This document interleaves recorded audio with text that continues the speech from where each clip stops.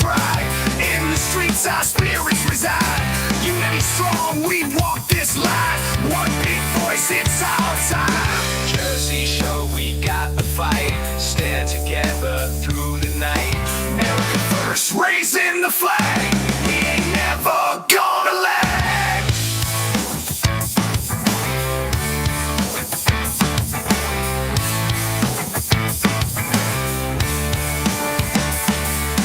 No more tears, just righteous pride. In the streets our spirits reside. Unity strong, we walk this line. One big voice, it's our time.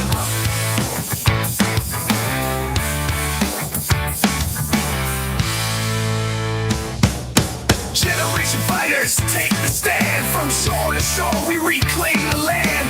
Grit and glory in every strand. In Jersey Shore, we make our stand.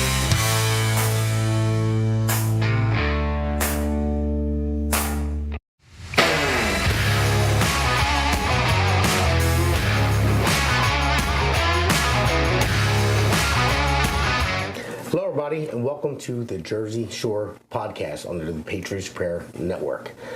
So I'm going to start off with this monologue here. In recent years, political division in the United States has deepened to unprecedented levels, creating an environment that threatens the very moral foundation of our nation. This political climate has become so polarized that it now enables extremist behavior, a dangerous development we must address if we are to maintain the principles that define us.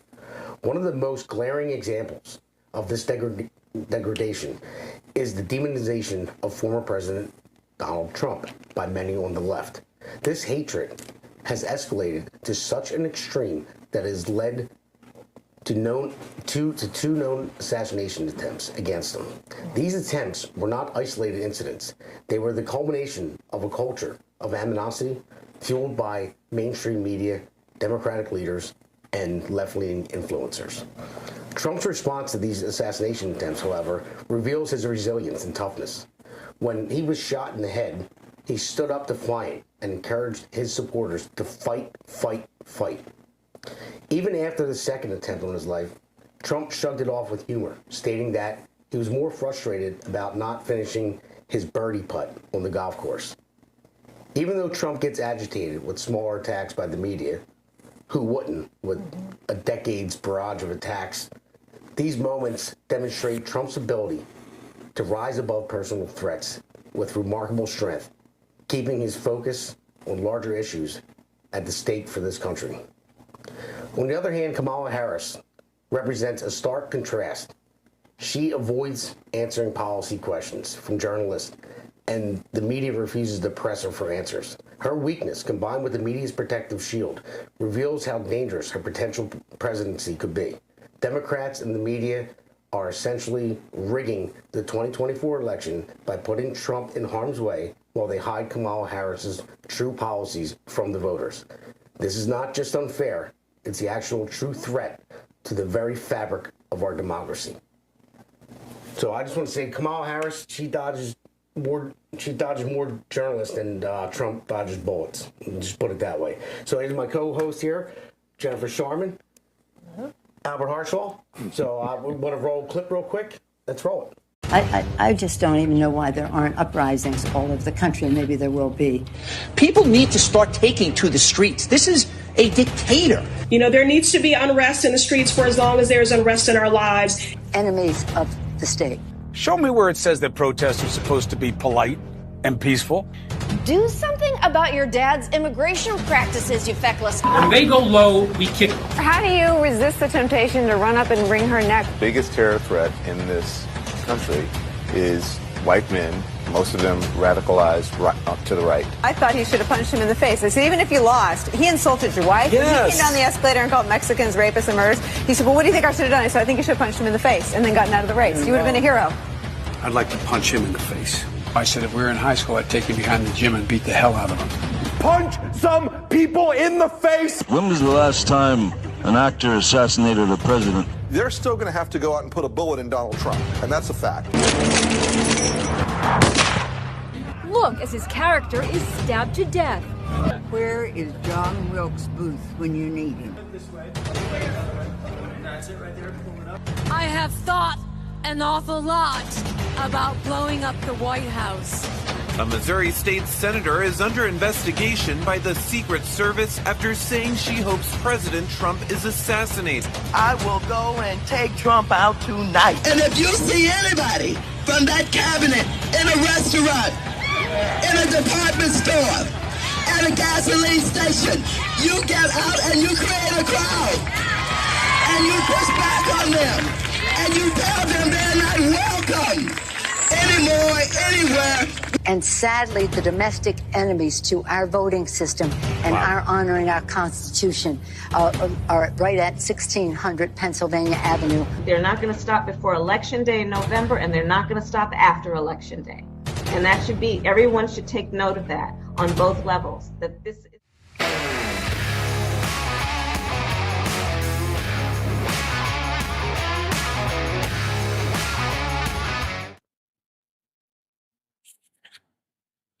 So, guys, after seeing that clip from Democratic incumbents all the way up to Vice President Harris, to Hollywood actors, to news media, what are your thoughts? Albert, what do you think? She can go first. Oh, you want to move ladies first? There you go.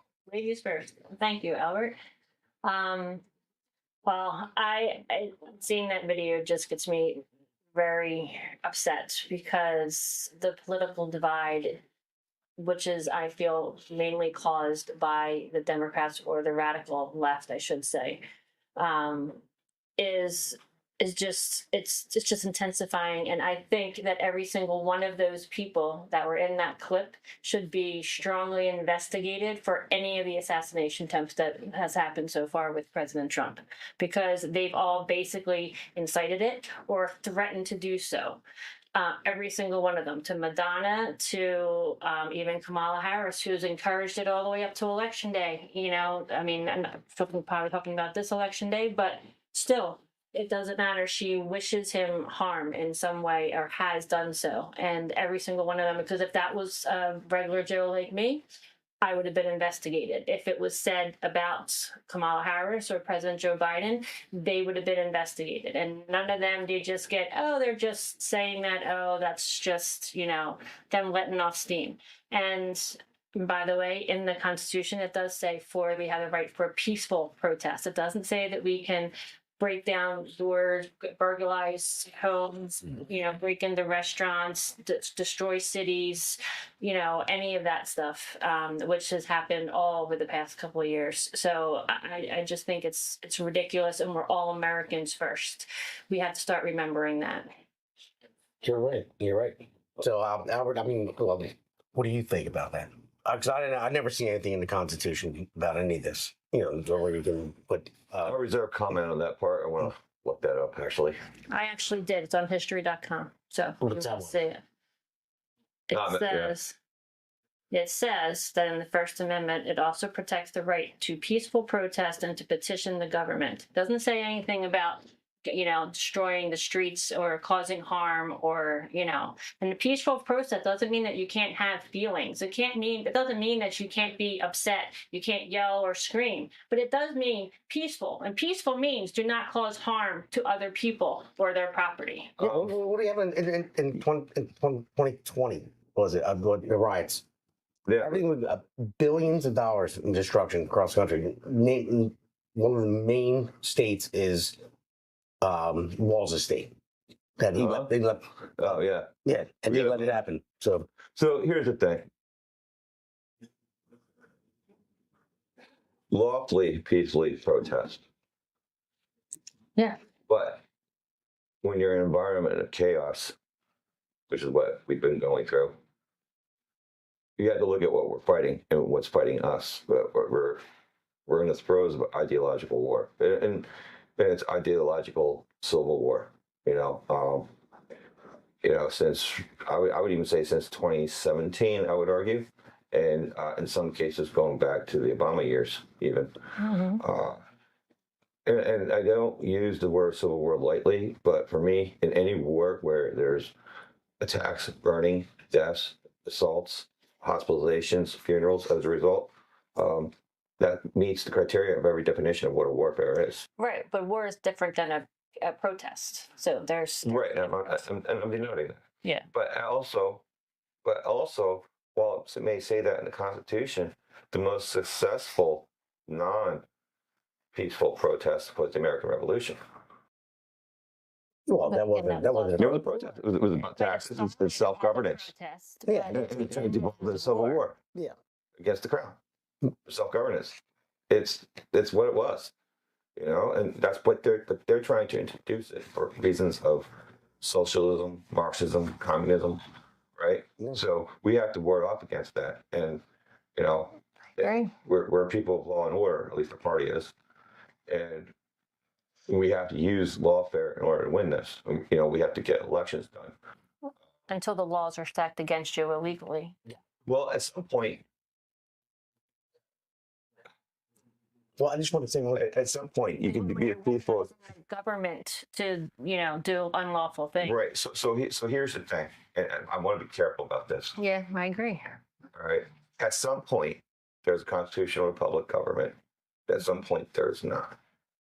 Either you're obedient to your constitutional oath or you are not. If that government becomes surmounted by an opposing force, even if it's ideological and morphs into something else, being adherent to the Constitution, we're duty bound to fight back with all necessary means. Absolutely. And that is the result of that. That's the only reason we cannot. I want to be very careful. We're not there yet. Right. Right. Right. Hopefully we never get there. Yeah, hopefully not. Actually, I disagree. Many nations have written letters. They're speaking out loud. They're very concerned about the United States at the moment. They feel we're on the brink of a civil war. They're saying it out loud. Uncomfortable truths are being globally are being said out loud. We are in a crisis. We're in crisis mode, and that is part of the reason. Stuff like that. Well, no, it's inciting it. It's not. Okay. We want our constitutional republic. We want law and order to work correctly according to the Constitution, according to our local governments. According to what I spoke about last week, our local countries, right? So socialism cannot allow us to operate in those means. Socialism is the taking of your stuff and giving it to somebody else. Right. Communism is the taking of your stuff and giving it to the few people in control of that government. Right. Okay, that's the difference. Mm-hmm. Okay, both are bad in our view, and correctly so. Right? Make no mistake. At some point, you have to be done talking and you have to stand up. Right now, they have the narrative. Okay, and they've had it and they're running with it. And if they disagree, they go out. They commit. You heard her. Maxine Marsh goes out, and chase them down where they're eating their places, and they go after their families, and they show up in the gated communities, and all of a sudden it's allowed when before people would be arrested. I was in Washington D.C. during one of those riots, and I watched as one of the Antifa went and assaulted a woman and her baby. Right, that they do that. I had to intervene on that at that moment. Well, thankfully you were there. Yeah, I intervened, and we solved that solution problem. But that said, we cannot allow those things to continue. The National Guard should have been there. At some point, we have to start calling them out to control this kind of civil unrest. That's what But they're we there have to for. be careful with that too, because we don't want it to be where. Why? Why be careful anymore? Well, we don't want it to be. I don't know why. We've been careful, and this is what we got. Think of. I'm with you there. I am. We've been too careful. Not just careful. We've been letting them walk all over us and just getting away with what they want. I agree. And then when you say the escalating and everything else.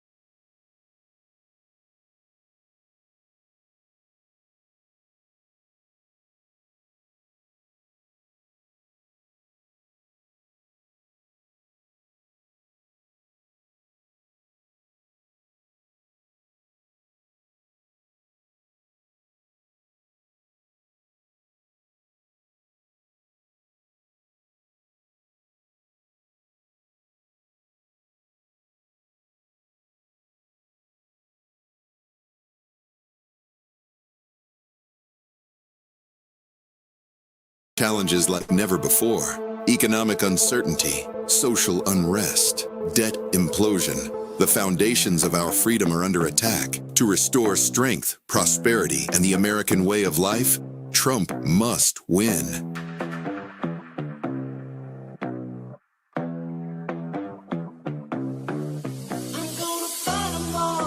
I plan to ensure that the United States will be the crypto capital of the planet and the Bitcoin superpower of the world. Introducing the Trump token, blending the deflationary model of Bitcoin with the technological advancement of Solana. It's more than just a cryptocurrency. It's America's future medium of exchange. The Trump token pledges to donate 50% of proceeds, up to $50 million, to Trump's 2024 re-election campaign. Join the movement. Stand with Trump. Secure your future at thetrumptoken.com. The House will vote today on a bill to give the same Secret Service protection to presidential candidates that is offered to sitting presidents. But while Republicans push for the bill to pass, Democrats keep going after Trump. Watch. I wanted to know if you think it's time for Democrats to stop calling Trump a threat to democracy. No, fact of the matter is that he is a threat to democracy. No, I think we should be clear that he is a threat to democracy. Do you think that the rhetoric, though, needs to be toned down? I think his rhetoric should be toned down, absolutely. Listen, these are the facts. He is a threat, period, point blank.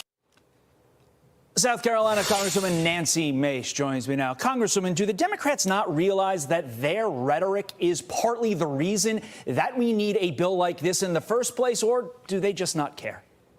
Oh, well, the left is completely tone deaf, as you saw in those interviews just now. Look, this is a man where multiple assassination attempts have been happening over the last couple of weeks and months. He needs the best security the United States government can have for him to keep him safe, keep him alive before the election. And here these people are doubling, tripling down on their rhetoric. And I live with these threats every day, and I can't imagine the fear that the Trump family has every time they're out there. They're outspoken. They love our country. You shouldn't be shot at because you love the United States of America like Donald Trump. Yeah, this isn't just a politician. This is a father, a grandfather, a husband. Yeah. What will it take for Democrats to stop dehumanizing Trump and victim blaming him with rhetoric like this?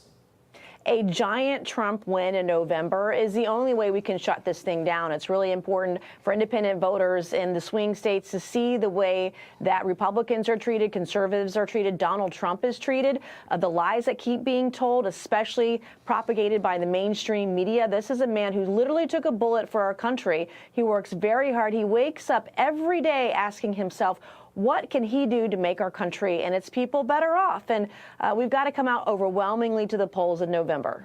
Do Democrats accuse Trump of continuing to be a threat to democracy because deep down inside they know themselves Democrats are the true threat with open borders and things like, yeah, you don't need an ID to vote? It seems to me like they're gaslighting here. Your thoughts?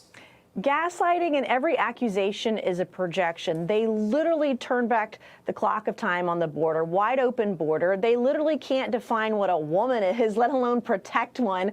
And these people completely lie. They're the ones that literally tried to kick Donald Trump off the presidential ballot in November. They're the ones trying to look at and take away democracy from the people by their behavior, by taking him off the ballot and making things up about him. He's not the one that hacked into other people's campaigns. That was Iran that did that and gave that information to Joe Biden's campaign. It's crazy to me, the lies that are being told and how the left just eats it up like it's okay. It's misinformation. It's propaganda. And I pray the American people see the truth in November. Well, if you think that's bizarro world stuff, there's also this. The House passing a bill that you introduced to deport illegal migrants convicted of sex crimes. You think everybody would be on board with this, right? No. A total of 158 Democrats voted against the bill. Congresswoman, why would anyone vote to keep sex crime convicts in our country? That makes no sense. The left has seizures every single day over Donald Trump, and yet they can't vote. 158 Democrats voted against deporting illegal aliens who rape, who are pedophiles, and who murder American women and children. To me, it's unfathomable that you would put illegal immigrants over American women and kids. So when you talk about women's issues, when you talk about the party who's going to stand up and protect American women, that is the Republican Party. We saw that on display Wednesday night over the vote over my bill, the Violence Against Women by Illegal Aliens Act. I'm not going to let up because I want the American people, I want American women to know the truth about where the Republican Party is, where Donald Trump is, and how we are going to protect them. We're the only party that will. Yeah, one Democrat who voted against your bill, Jerry Nadler. Here's his explanation. Listen. Here we are again debating a bill that is another attempt by the majority to scapegoat and fearmonger about immigrants. In reality, the redundancies in this bill all but ensure that no additional dangerous individuals would face immigration consequences if it were to become law. I mean, you just heard him in his own words there. He thinks you and your fellow Republicans are fear-mongering by wanting rapists to be deported. Your reaction? It was shameful. I am a rape survivor. I have worked for years to protect women and girls who are victims of rape and incest. And to say those things on the House floor was disgusting. It was completely shameful.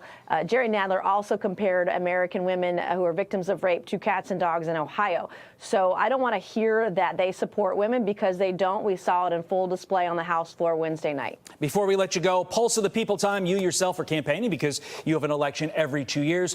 What's the main thing the voters are telling you with just weeks to go before this election? People are very upset about inflation and the cost of groceries and gas. They're upset about illegal immigration. They want mass deportation. And by the way, in a purple independent district like mine, they really care about women's issues. And I'm working hard and fighting for all of those things.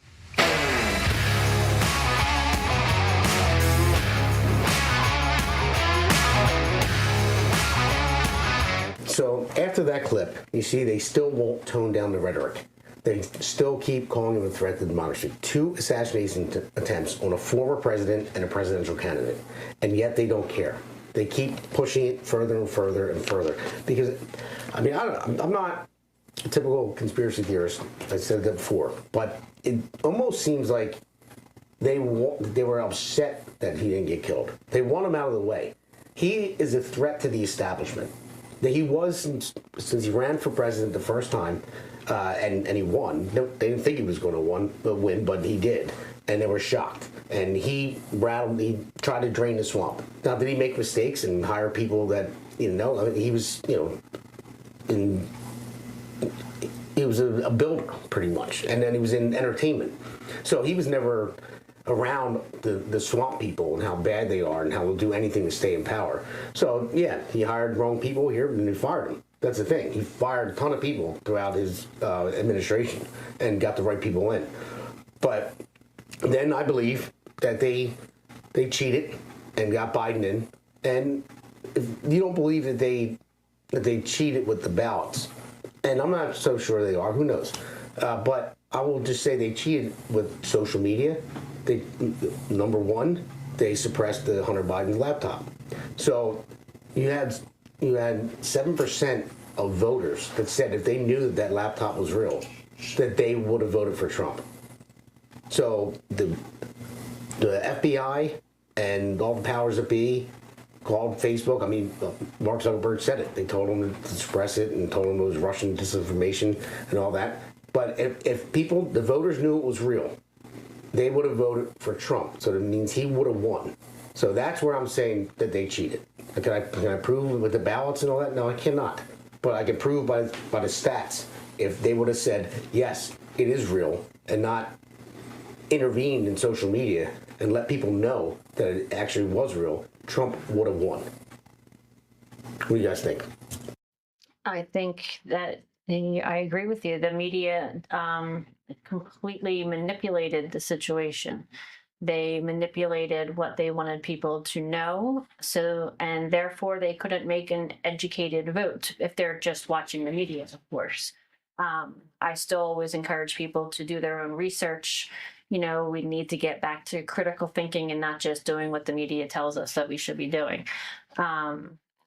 As far as everything, what the Democrats were there being interviewed saying, I wish we could get back to an America that, regardless of what the party is that you belong to, that we are America first and we hate and that we want peaceful citizens, that we want a peaceful party, a peaceful nation, and we don't encourage war and say, I mean, it's one thing if you don't agree with someone's policies, but to say that they're threats is you're using very harsh and strong words, and you're inciting things. And how can to me, they're hypocritical, because they're going to use words like that, and then they're going to call Donald Trump, if he uses words like that, he's being insightful and he's being, hurtful or harmful, but yet they can say it and they're just speaking the truth.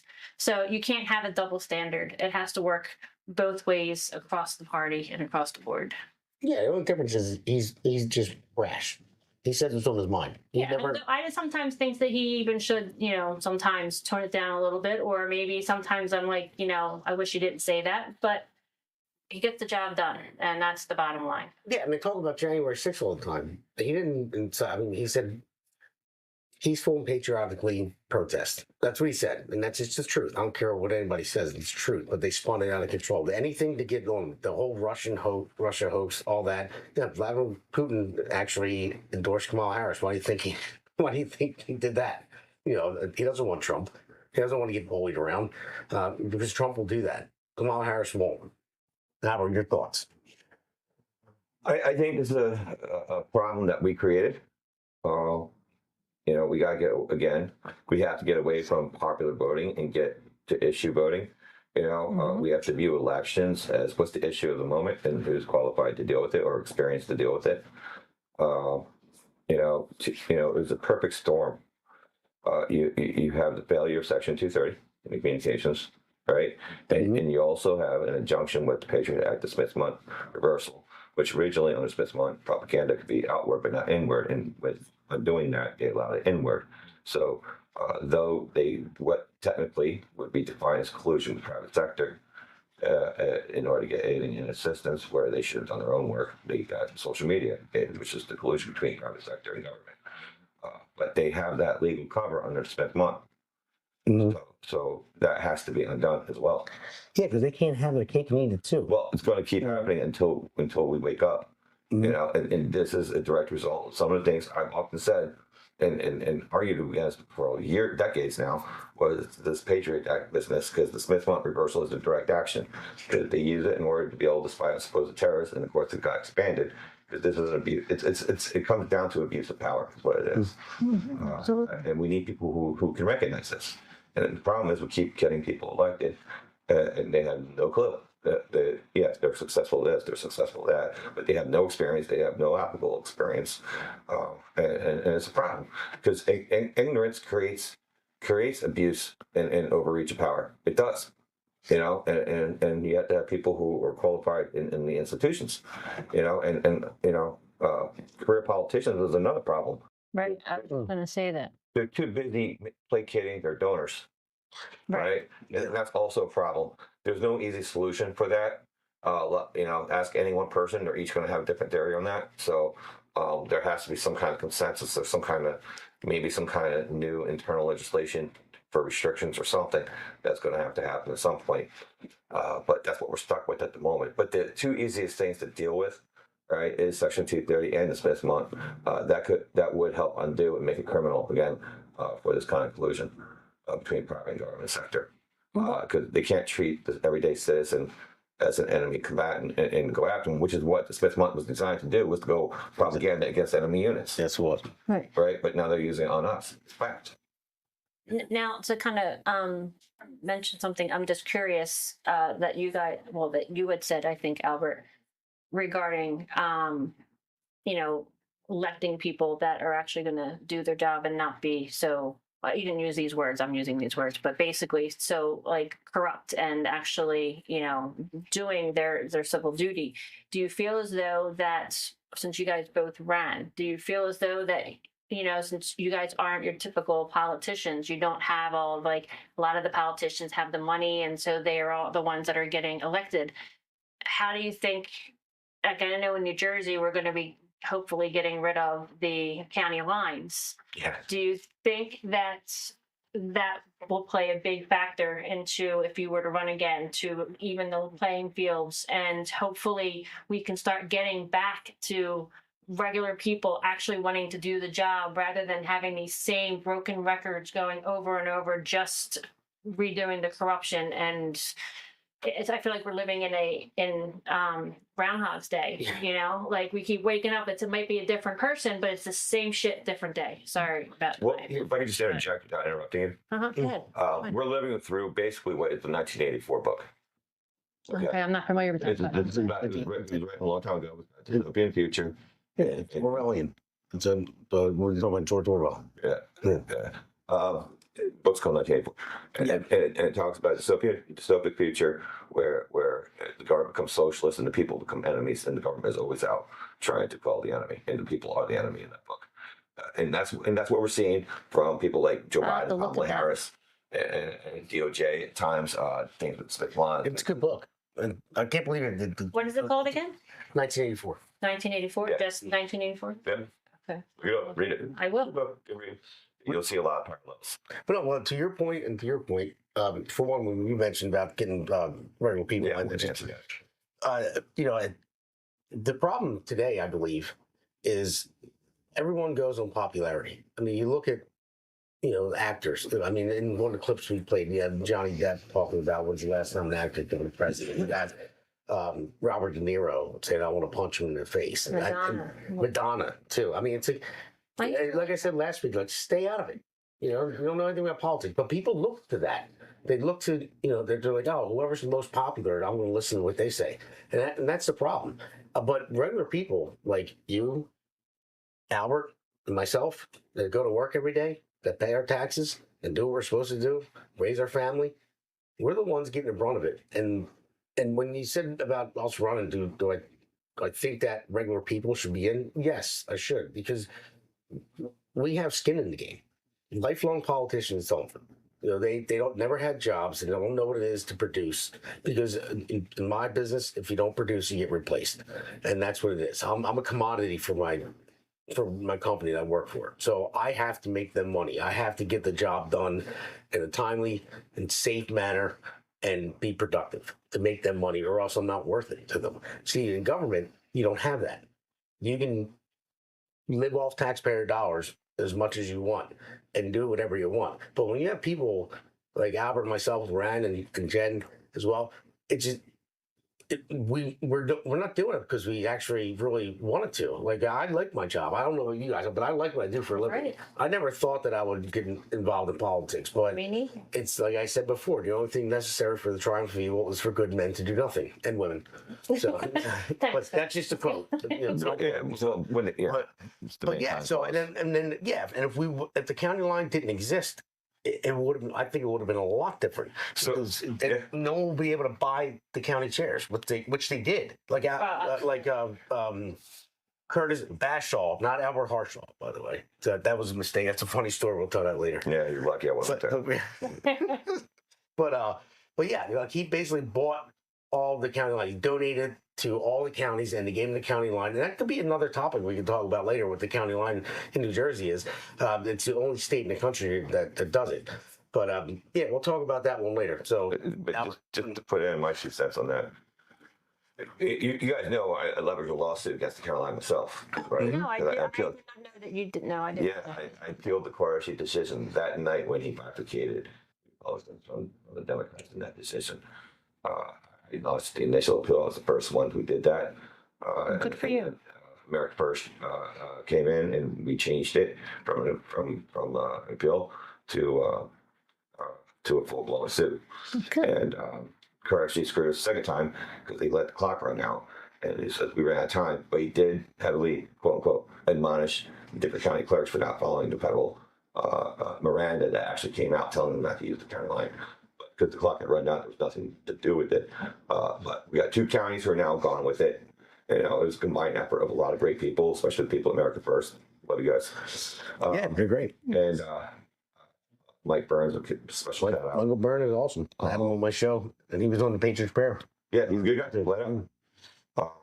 He's the man behind everything that's going well in this state in terms of getting people enthused and getting out and doing things. And I think the establishment underrates him. And I think he should be more forefront or to whatever his comfort level is. But I think he deserves a lot more respect than he gets. Yeah, no, he does. So, I think he's doing a great job. But one of the things I'm advocating for, and I tried to get, is I want more debates. I think there should be 4 debates. I think there should be an early debate with those who are declared or intended, right? Just to clear the field, right? Score points. Sure. And then, if you meet that threshold, move forward, right? Okay. And then 3 more debates until until maybe December, January being the 3rd, and March, April being the 4th and final. And that's what I've been hearing the people want, because I was on committee and now I'm just a volunteer and been helping, and I'm staying in tune to what the people want in Camden County. And a lot of people had told us, myself and other people that I work with, that they want, well, they call them town halls, but that's kind of similar to what they want to see debates. They want to see the candidates and talk to them, ask them questions, or have them answer questions, even if they don't ask it, and to get feedback, because people don't know enough about the candidates except for what the social media posts and puts out there, and it's all biased. And so you can't get a fair shake because you're not bribing basically the county chairs. And it's not fair. I can't speak for every single position being ran, but as far as my race goes, I was the only one that had actual defined scope of plans for different sectors, everything from education, manufacturing, development, You research. did. I saw your. Yeah. It was great, and you had everything working out. Everybody else was like a Kamala Harris and just a bunch of salad that was being thrown around, and nothing really concrete. I spoke with doctors, I spoke with engineers, educational people. I spent 2 years researching my policies.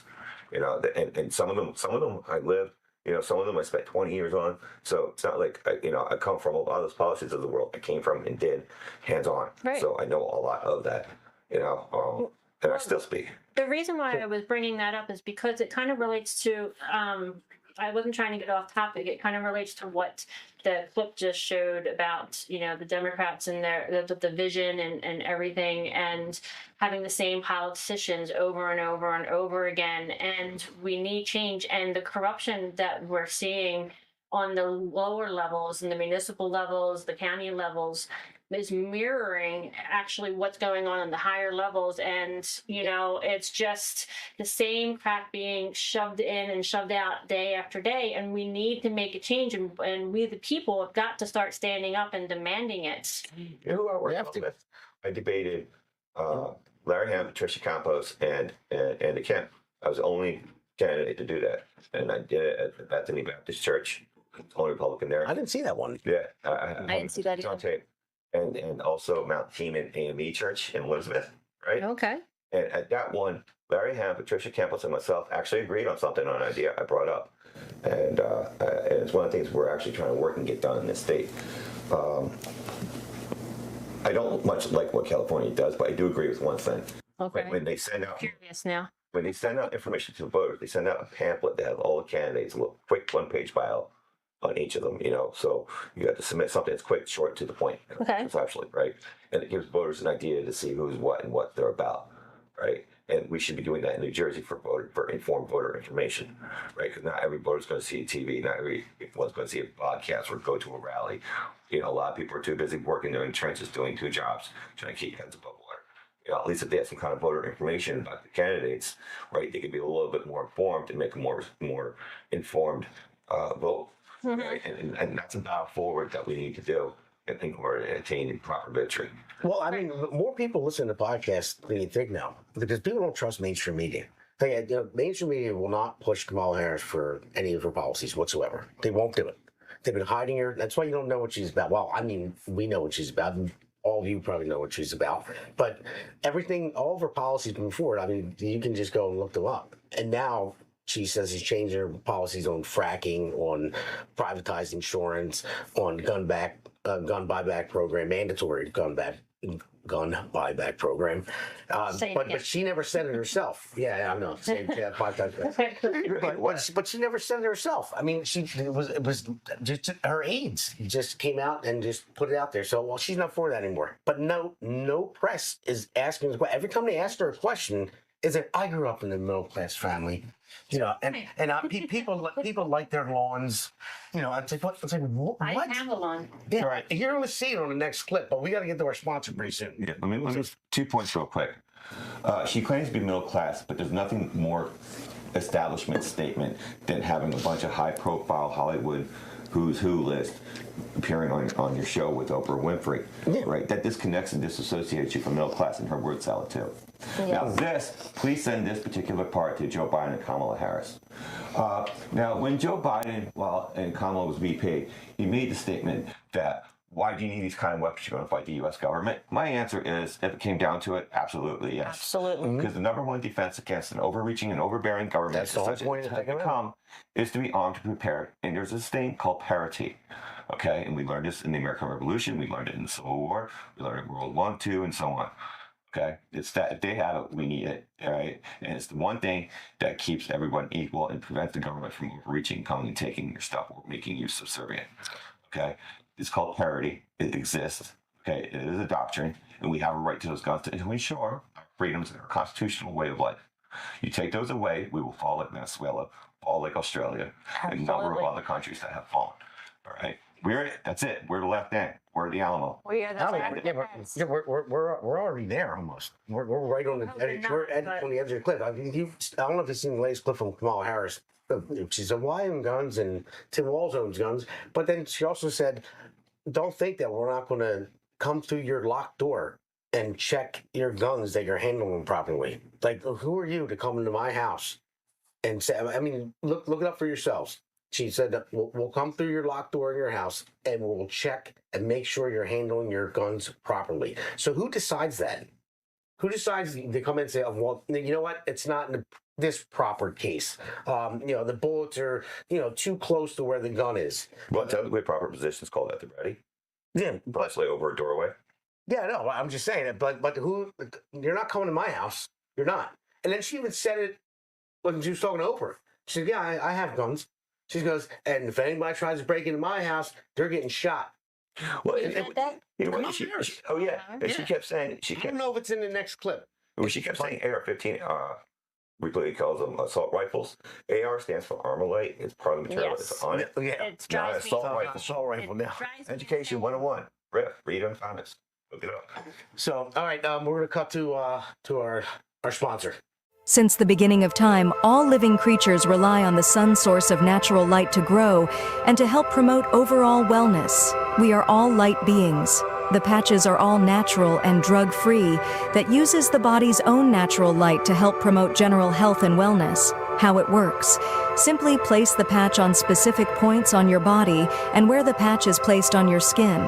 It reflects back into the body when it's tapped into its own flow of natural energy, which in turn creates the GHK-Cu copper peptide, which rejuvenates your cells and gives you a more younger, healthier you.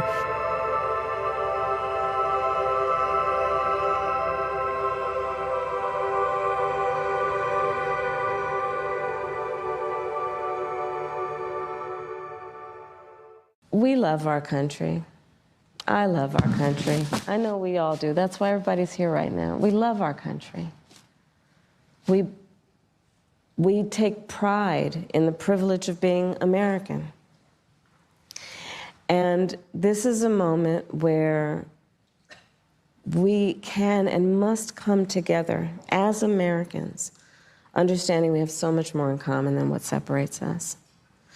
Let's come together with the character that we are so proud of about who we are, which is we are an optimistic people.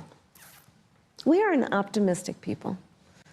Americans, by character, are people who have dreams and ambitions and aspirations. We believe in what is possible.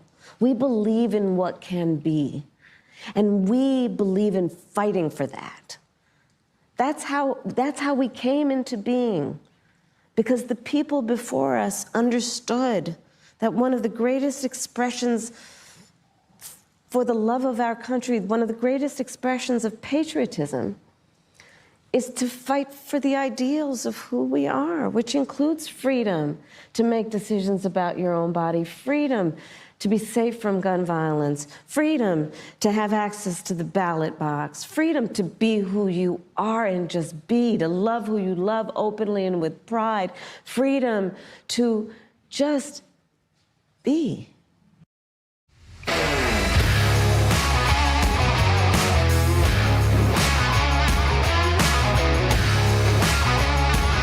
All right, guys, I don't know about you, but after hearing that, and I heard it before, I was at home when I was listening to it, and I was actually putting a walkie-talkie together for my son, you know, putting a battery in, and I had a screwdriver, and I put it to my ear, and I begged my wife to kick it through my goddamn eardrum, because that word salad is unbelievable. Like Painful.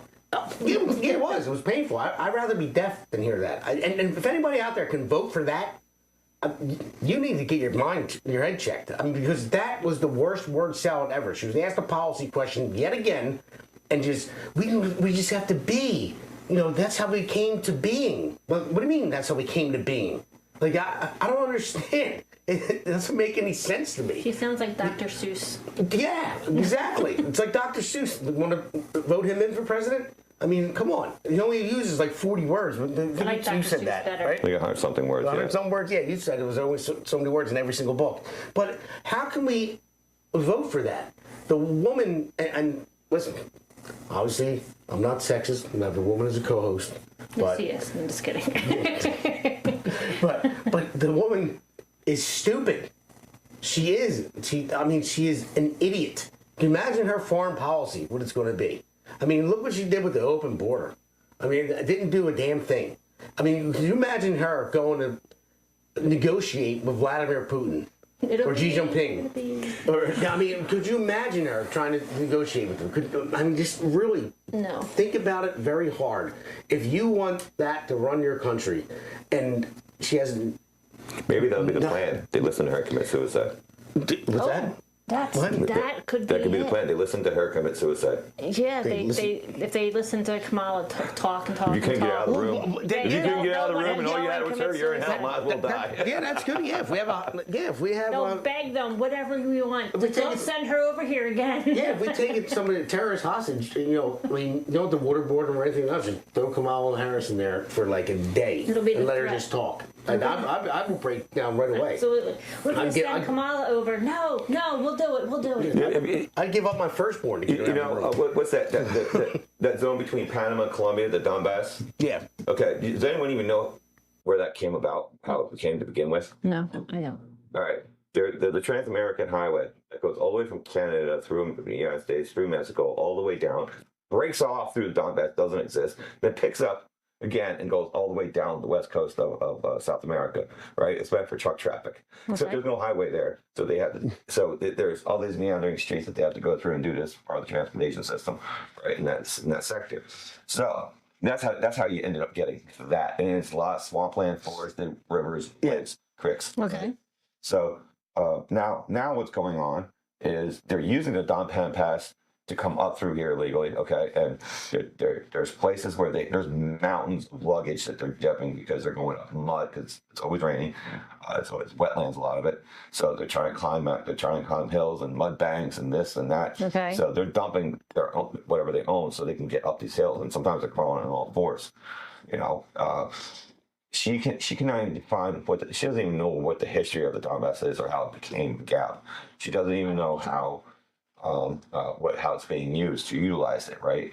You know, it costs about $300 a day to get someone to age you through that because you can get lost down there. It's a lot of jungle. I bet. All right. So they get aid. They pay. It costs $300. They go take a boat. It costs about $1,000 if they want to take a boat up the river instead of walking. You know, so that's what's going on. That's what's dealing with. Her policies have created that kind of humanitarian crisis. You know, women being raped, kids disappearing, people die on that trail down there just to get through that zone alone, never minding any other part of their journey, right? So they're causing mass death, right? They have blood on their hands. They definitely have blood on their hands. And this is what angers me about the Republicans. They don't even denote this. They need to use these things as a big agreement. You know, I get short, sweet statements, but sometimes you need the exhibit, drive the point home. Yeah, but sometimes I think that the political system that we have right now, because a lot of the Republicans, and I am a Republican, but I can't say that I'm necessarily any prouder of some of the Republicans in office than I am of the Democrats. And I feel like we have more of a uniparty. And I know that term's been, tossed around on social media too, but I've always said it that we have like a uniparty, and then we have conservatives and progressives. We need to get back to having different parties allowed to agree and disagree and vote on the facts and not our feelings and not who's popular, like you were saying before. And I'm just concerned about stuff like she's saying, because how did we get here? How did we get to this? How did we get so far down the rabbit hole that we have to listen to the worst rendition of some kind of Dr. Seuss? At least Dr. Seuss has a moral at the end. This has no moral. This has nothing. There's nothing concrete from any of this. And this is what our kids are supposed to look up to. Yeah. Like I remember as a kid, you're supposed to, look up to the president. You didn't always like everything about him because, well, at least from what your parents told you that you didn't like about him. But that's fine. But this, I can't get behind anything. I lost 1,000 more brain cells. I shouldn't have watched it for a second time. So I'm a little dumber now. Here's a tough problem that I would pose to every candidate. Okay, Panama Canal. It's not in the country, but we utilize it to our goods to transportation, global network. Right? Okay. Right. It actually saves 18 days going around. Right. The Drake passage. I've been on the Drakes. I got all that stuff. Pretty cool. Been through the Panama myself. Pretty cool. But right now they're suffering an extended drought. Right, there's a Niño going on, coupled with now they're into the winter, so there's no rainy season. So it's several meters below where it should be. So to the point where we had something close to 42 ships going through a day. Now they're down to like 20 or 26 ships now a day allowed, because ultimately the water goes back out to the Pacific instead of going back in, and the fresh water lake that they're using is so depleted, and they have to make decisions on who gets to drink and which ship gets to use it. Okay, we need solutions that are going to solve that problem, so they don't have to worry about droughts and still maintain potable water, which is what drinking water is. And in order to maintain our transportation, our costs are going to go up if we don't solve that. We need solutions based. I hear you there. I was waiting to see where you tied into Kamala Harris. But now I'm getting it. Do you think she's going to be a president? She's been down there talking to people. Yeah. None of these problems, and this is going on for a couple of years. That's because she has salad coming out of her mouth. She can't go down there and talk and make sense. Nobody's going to take her serious. I've been sounding the warning bells. Look, we got some serious problems. Yes, we do. Just in our hemisphere alone that are directly going to impact us. You want to problem solve prices. But if that happens, our prices are going to get jacked up even more. Yeah, and this country is in so much trouble, everyone. I hate to be the Debbie Downer. I mean, you have to look at it. We are in so much trouble with the wide open border, with the inflation skyrocketing, interest rates skyrocketing, which the Fed just lowered them right before an election. I wonder why. Because they were getting pressed by a bunch of Democratic congressmen to drop it 0.5 point. And that's what they're doing. They're just going to hide it, which can cause more inflation, but they're going to make it look like the economy's going good. They're taking it from the reserves. Exactly. And it's not going to work. We need better leadership. We need to start drilling. We need to start getting producing our own energy and selling it to other countries. That will solve a lot of problems. The only way to get around this is to cut government spending and economic growth. That's the only way that we're going to get out of this mess. And she can't even get through a sentence without repeating herself. I mean, last time she talked, she said, the children of the community are the children of the community. Oh, no shit. I mean, did I miss something? Do you have children in your community? I mean, it's like, did I miss something?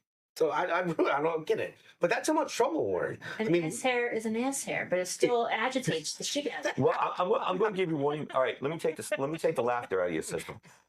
All right, the other day there was a special election. Okay, the Democrat lady, she won over 80% against. He's still on the ballot for November. Okay, but that district that she won was CD10. Joe Biden won by 81%. Okay, in the last election for president, right?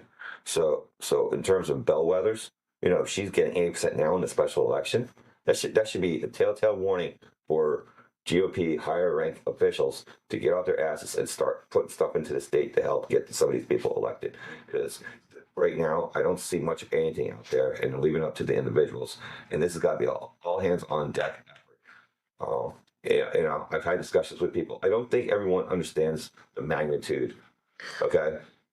I don't think they do either. No. Because that's why. I mean, I think if anybody out there can, you know, if you have the time. I mean, I know Elon Musk is helping out with the, you know, the drop boxes. You can be sending $45 million a month, you know, to putting cameras up and stuff like that. But I mean, not every state has drop boxes, but majority of them do. But any Republican that's concerned, and you should be concerned, very concerned, if you have the time to gather a group of people together, and once early voting starts with mail-in ballots and drop-box ballots and all that, I don't know if you ever seen what was it, the 2,000 Mules or whatever? Tomorrow, I have. You know, it begins. Yeah, so get a group together and have one person rotate and just stand by a drop box, and when people come to drop off, if you see them dropping a bunch of ballots, snap a picture of the license plate. You know what I would like to do that I wish that I could do? And maybe I will this year. I don't know, but I would like to be able to, where the Board of Elections is, I think you should have someone outside there that's just watching and making sure there's no funny business going in, drop cars or dropping off ballots or whatever after hours. And I just don't know if I can stay up that long, but I'm going to try. Like, I would like somebody to be able to just be there and surveillance. I wish there were some kind of surveillance that we safeguard so much stuff in our country, but our election system is just, oh, well, we can't do that. Oh, no, we don't need to do that. Oh, I've asked our Board of Elections in Camden County about stuff like that. Oh, no, there's no problem. Oh, yeah, it's secure. That means there's a problem.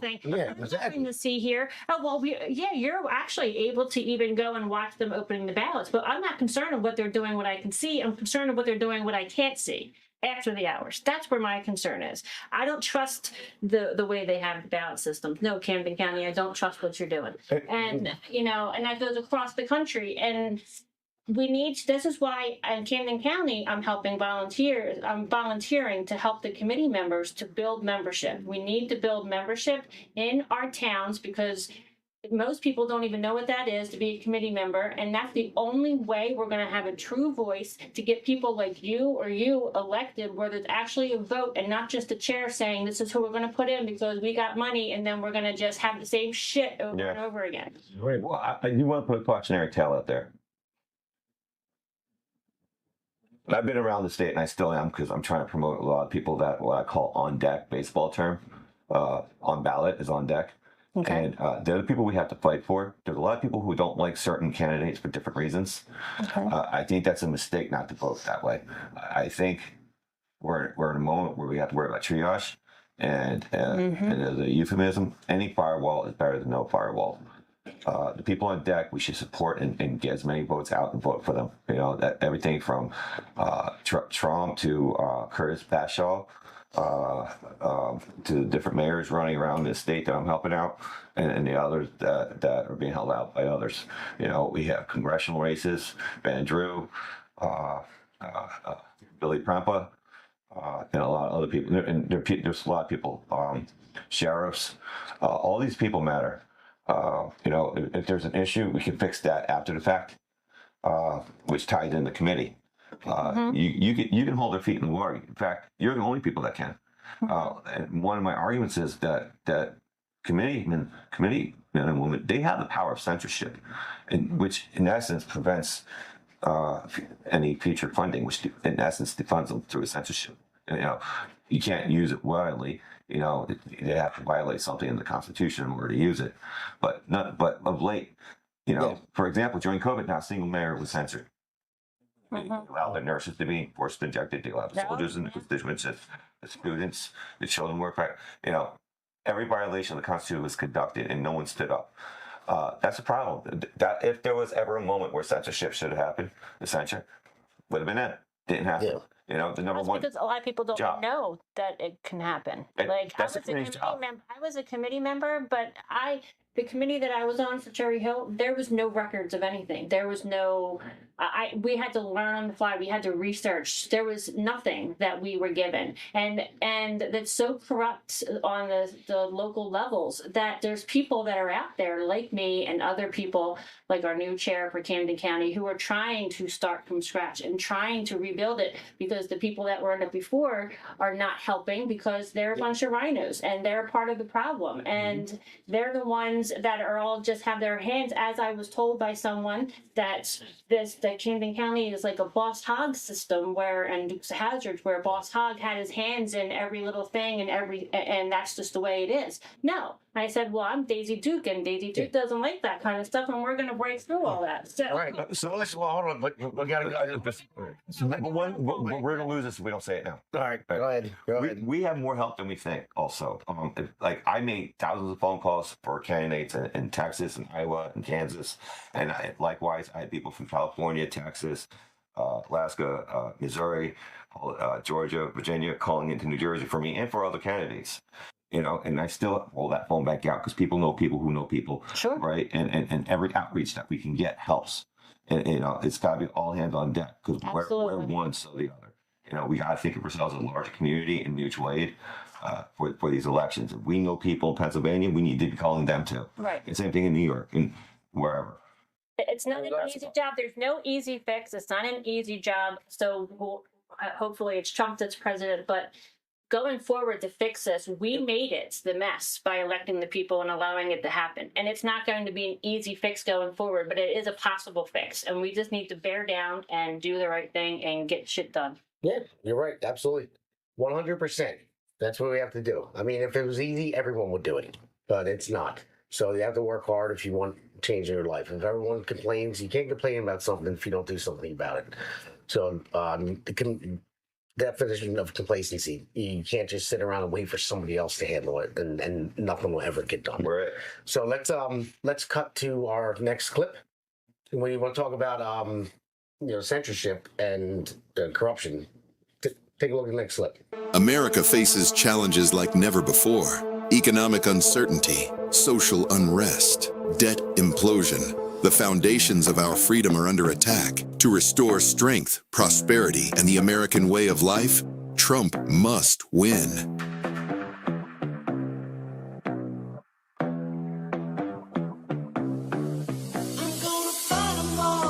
I plan to ensure that the United States will be the crypto capital of the planet and the Bitcoin superpower of the world. Introducing the Trump token, blending the deflationary model of Bitcoin with the technological advancement of Solana. It's more than just a cryptocurrency. It's America's future medium of exchange. The Trump token pledges to donate 50% of proceeds, up to $50 million, to Trump's 2024 re-election campaign. Join the movement. Stand with Trump. Secure your future at thetrumptoken.com. Speaking of illegal immigration, yesterday, retired Border Patrol Sector Chief Heike, he came out and he testified, Aaron Heike, he testified before Congress that he was told by the Biden-Harris administration not to release information on illegal immigrants with ties to terrorism. That's how bad the illegal immigration problem is in this country. In San Diego, we had an exponential increase in significant interest aliens. These are aliens with significant ties to terrorism. Prior to this administration, the San Diego sector averaged 10 to 15 SIA arrests per year. Once word was out the border was far easier to cross, San Diego went to over 100 SIAs in 2022, well over that in 2023, and even more than that registered this year. These are only the ones we caught. At the time, I was told I could not release any information on this increase in SIAs or mention any of the arrests. The administration was trying to convince the public there was no threat at the border. Yes, this administration has been a failure on every possible front.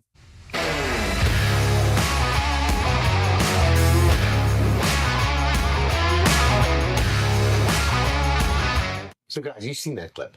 I mean, I talked about, you guys talked about it too, corruption and censorship.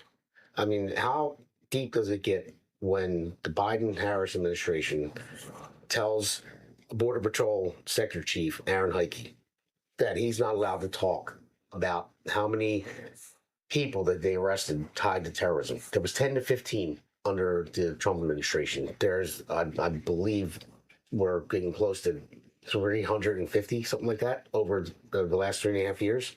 And they're just the ones that they caught.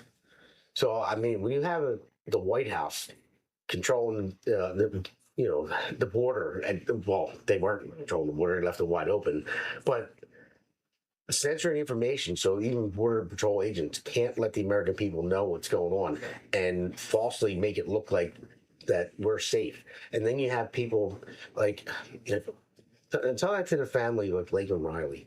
And tell that to Ann Funder about her son. Tell that to all the people. That there was just a report about the other day. A young girl, 8-year-old girl, was raped by a Venezuelan. I mean, all the migrant crime and everything that's going on. I mean, we're not a sovereign nation with an open border, and they want to hide it, and we all know why. Because they want the votes. They want to give them a license. They want to get them to vote Democrat. So we have decades, generations of Democrats in power, and what it's doing is it's killing, well, people. Obviously, it's killing the middle class because we pay all these taxes. We go to work every day. We're paying our taxes, which pays for our schools, pays for, and then we pay for our health care. And then they just come in and they drain the system. And not only just do that, they commit crime. Not all of them. I'm not saying they're all bad at all, but they're letting a lot of people in that they're trying to hide it from the American people. And that guy's a whistleblower. And thank you that he came out and said it, that he wasn't allowed to talk about the people with terroristic ties that they had arrested. And that's only the ones they actually caught. What do you think? How do you feel about that? The only thing I had to say is, I wouldn't say thank you. I just say about time. But I did his job. Him coming out. I still don't have any respect for him because he still kept us suppressed all this time. He should have come out sooner. Absolutely. I'm glad he's whistleblowing now, but I don't think he should get off scot-free either. No, he shouldn't have suppressed it. Well, yeah, but the thing is, when you're doing a job, all right, and your boss tells you what to do, especially the White House. I mean, it's coming directly from the White House. If the President of the United States, the Vice President, or whoever it was, it's coming directly from the White House. They say, you're not saying anything about this. And you're just, you're trying to do your job for a short period of time. For me, I would be like, well, what's going on here? I would contemplate it. I would say, this is wrong, but think about it and say, well, how do I get to the right person to tell them? How do I, if I'm not just going to go on Facebook and say, oh, this is what they said told me to do. You have to get to the right person, get to the right congressman. You do your chain of command first, and then when that fails, then you outreach. Yeah, but what happened with the chain of command? I'm sure his chain of command probably said no. Right, then your outreach begins as with the bosses, which would be the Congress, and if that fails, then you go to the media. And to be, I guess, to play devil's advocate on this, I agree with everything that you're saying 100%. But at the same time, we don't completely know, like, was his family threatened, and now that there's no, like, maybe the threat is less than, I'm not saying that his family was threatened. I'm not saying anything like that there was a rumor. I'm just saying, like, we don't know the situation, how serious. She's threatened his family, that's why. You don't know how serious or threatening, or I don't know, lack of a better word, like, crazy the situation could have been during that time. I agree. He has a duty. He should have stepped up. There's a chain of command. You got to follow it. But kind of like with committee, sometimes you follow it and it gets shut down and it gets suppressed and it gets suppressed. Like with me being on committee, we've tried to break through, and we've gotten sabotaged by the rhinos left and right. And we are making progress. We take 2 steps up, we get 1 step back, and then we think, but he should have done that. And but I'm glad he did it, better late than never. But and again, it shows all the conspiracy theories probably were all right, that these things are not accurate or not real. Once again, but the migration that's going on, or the immigrants, or however you want to word it, the fentanyl is a huge issue. I have a friend of mine whose son died from that. wasn't a druggie of any kind. He just tried something that he shouldn't and instantaneously died in his backyard. So he didn't know, what he was getting into. But, this fentanyl is coming across all over. It's affecting our kids even younger and younger. They don't seem to care about any of this. In fact, I think, they're completely fine with it. And these people, it's an invasion. It's not even now at this point like immigrants coming over. It's more of an invasion. I'm fine with people coming here to this country either legally or on asylum, like if there's a threat or a danger or whatever. I'm not for just people flooding and giving us the worst of the worst and just cleaning up their country and making us their dumping ground just so that our other party or one party or a uniparty, whatever you want to call it, is able to gain control or use it to manipulate and do whatever they freaking want to. It's ridiculous. I think they're again. Yeah, no, I was going to say, but I'll give it the last word before we go to our sponsor. Yeah. And because we'll wrap it up. All right. soon. It's a two-pronged attack that we have to deal with. Okay. Fentanyl is a weapon of war. It counts as a bullet in my book. Yes. We looked at that. Okay, China is directly responsible. They're going through the cartels. It also has to be imbued that the cartels are acting as an enemy army. They have 50 cals. They have real assault weapons, right? 30 cals, 50 cals, combat rifles, you name it. They got handguns. They have to be looked not as a cartel per se, but as an enemy army combat unit. Our police are not equipped, not trained, nor properly prepared to deal with that kind of warfare threat. We should be using our own military to combat these type of agencies and actors.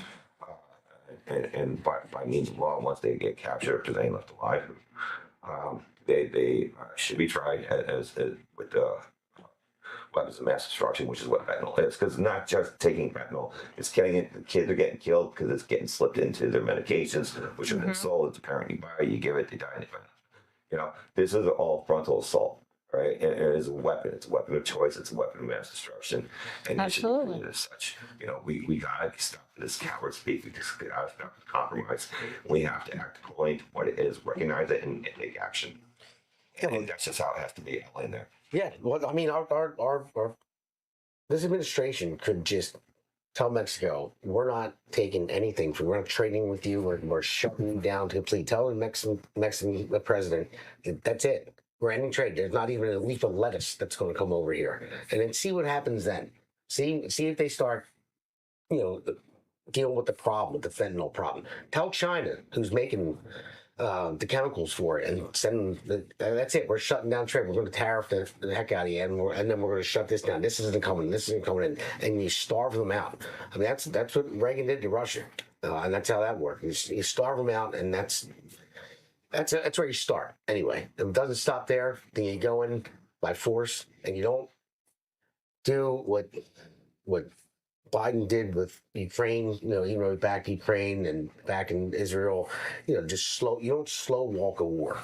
If you have a war, someone comes to you and you don't slow walk it and hope that they're going to surrender. You got to go in full force, boom, knock them right in the mouth, and that's it. I mean, that's what war's about. It's ugly. And Albert was in the military. I mean, so I'm sure he knows a lot more about it. True story. Can I give one more quick? Yeah, go ahead. Illustrate your point. Mm-hmm. How many? Everyone's familiar with Nagasaki and Hiroshima. Yeah, right. The bombs we dropped. Of course. Right. It wasn't decided to just drop a bomb. Do you know they built in the Southwest Desert? They actually built a recreation of Nagasaki, and for when they wanted to bomb Tokyo. Right, during all that time, they actually rebuilt Tokyo, and they wanted to test it out. And they knew exactly how much incendiary, how much napalm, how much everything, and what it would take to burn before they dropped. They dropped exactly what they needed because it was practiced here in America first. They spent about 2 months doing that, practicing different kinds of detonations. Nagasaki, Hiroshima, it was planned. At the presidential level, it was planned. They had a short list. They had the commission, a short list of 4 or 5 cities, right? Kyoto was one of the original ones, but then they chose Nagasaki. That's how it got spared. Tokyo was not chosen because it was already destroyed. They wanted a perfectly intact city with buildings and manufacturing of war there intact to demonstrate the powerful destructive power of an atomic weapon, right? And scare the shit out of them. And that's what they did. Okay. Yeah. And their surrender came from two parts, no matter what the myth is. It wasn't just Hiroshima and Nagasaki. It was Hiroshima and Nagasaki, and then the Russians declaring war on Japan. Right. So that combination made them surrender. But so there is you just can't rapidly respond. There has to be some kind of planning, concerted effort to properly respond. Because willy-nilly, you're just wasting stuff at that point. Yeah, I wasn't talking about not planning. Of course, you got to plan for it, but you can't. Straight point. You can't slowly escalate, and the Biden only gave Ukraine so many weapons, and then that was it. And then they slow walked it, and then gave them a little bit more. They should just gave them what they needed if that's what the plan was. You know what's coming out of the Ukraine war, and I'm very super duper happy about. Sorry, guys, battleships are coming back. So, yep, Kinetic. Navy guy's going to win. Navy. No, Kinetic. Turns out, number one lesson from learn: all our smart weapons, we cannot manufacture enough to fight an equally matched force. Right? Both sides will run out of weapons. It turns out kinetic weapons are much more effective. Of course. Because you can, for $1,000, shoot thousands of rounds at $1,000 per round, versus the $23,000 to $2 million cost of these missiles. Right, so now you've lowered the cost of warfare, and so we get battleships back and cannons. Well, I'm sure talking about that. USA. Well, we'll finish up in a sec, but I want to make one thing clear. Just to get back to what the clip was talking about before, I just wanted to say this: we need to start having trust again in our media, and we can't have that when our government is using media as a weapon, and we don't have journalists anymore just strictly reporting the news without bias, without their opinion, without any of that shit. We need to have the media is no longer journalism, and our government is weaponizing. I don't care what side you're on, they're weaponizing it, and they're weaponizing our own government, and we need to start not watching it, not paying into it. Like, we need to get it where it hurts, which is the money. And if we stop buying into all the stuff and the actors and whatnot, maybe they'll get the message. Yeah. Well, and that is why the Jersey Shore podcast is so important, because we're sure about what we talk about. We may not be always right, but I think we're mostly right. So thank you for watching. We're going to cut to our sponsor, and then we'll end it after that with a short segment. Since the beginning of time, all living creatures rely on the sun source of natural light to grow and to help promote overall wellness. We are all light beings. The patches are all natural and drug-free that uses the body's own natural light to help promote general health and wellness. How it works: simply place the patch on specific points on your body and where the patch is placed on your skin. It reflects back into the body when it's tapped into its own flow of natural energy, which in turn creates the GHK-Cu copper peptide, which rejuvenates your cells and gives you a more younger, healthier you.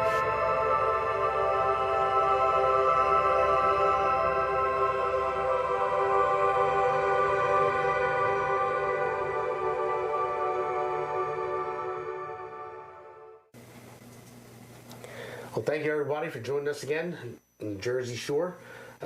Just tune in Mondays, 7 p.m.